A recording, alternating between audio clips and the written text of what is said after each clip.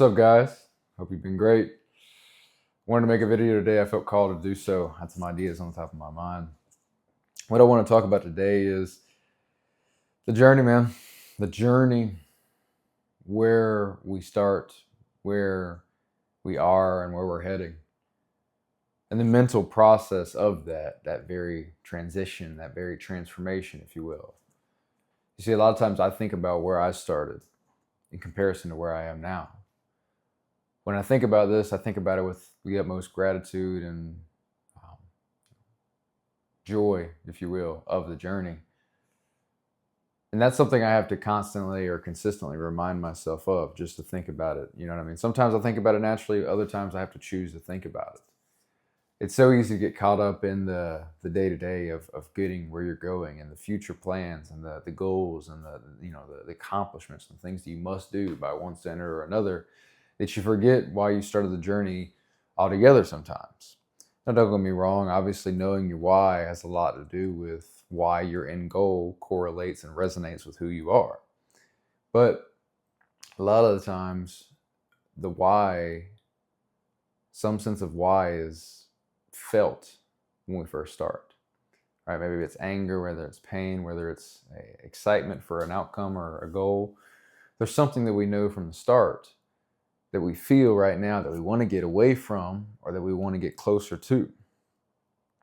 But in that journey of becoming, in that journey of day by day, learning whatever it is, doing whatever it is that's going to take you to that end goal, it's easy to lose sight of the reasons you started sometimes without keeping them consciously around. And for me, there's always been a lot of different goals. And I think that's something that could be said for many people.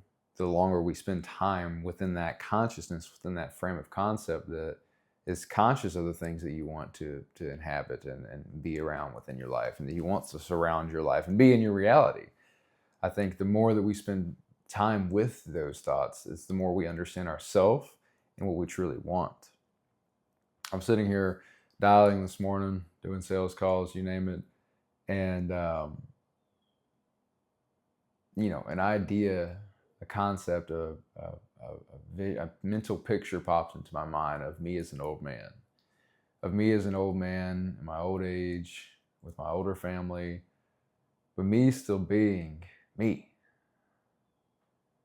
I thought about and I saw the action taker within me. I saw the visionary, the never slow down, keep going kind of person that I am. I saw that as me, as the 70, 80, 90-year-old version of me, where everybody around me is slowing down, I'm speeding up. I'm still going faster. I'm still going harder on the things that are worthwhile and righteous, that God is calling me to. And that washed over me a sense of peace and euphoria. It's doing the same thing now. To think about and to visualize and to see that version of me. That version of me that I spent so long crafting, that version of me that was forged in the fire, that was the blacksmith's iron under hot, heavy heat, beat to shape. I felt the pride, I felt the intensity, I felt the gratitude that God called me through this journey. I felt and seen it all as if it was today. And in that, I reminded myself of how far I've come. Yes, I have a long way to go until the 70, 80, 90-year-old version of me, but there's no path I'd rather be on. There's no different trajectory that I'd rather be on. To being that man, to being the great father, even better father that I will be by that age, to being the grandfather, the great-grandfather, to be around for generations to come and to set the example for generations to come, to inspire, to lead, to grow, to develop, to be with other people, and to enjoy the allness and the freshness and the fruits of life with those I love, to bring fruits to others' life, to help others see their potential, to see what's possible, to help others understand just how much potential they actually have. You see, as you can tell, all these things are dearly important to me. And there's more that'll come as I grow and develop in this journey. But one thing's for certain.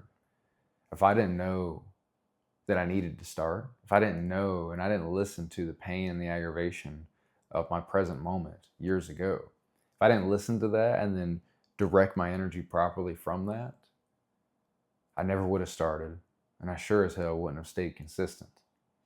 I wouldn't have become the man I am today through that process of refinement and transformation that only comes through pain, that only comes through reflecting through the pain, failing forward. You see, I know I look back at age 80 years old and see a life full of challenges met, of accomplishments agreed upon and accepted and enjoyed and earned,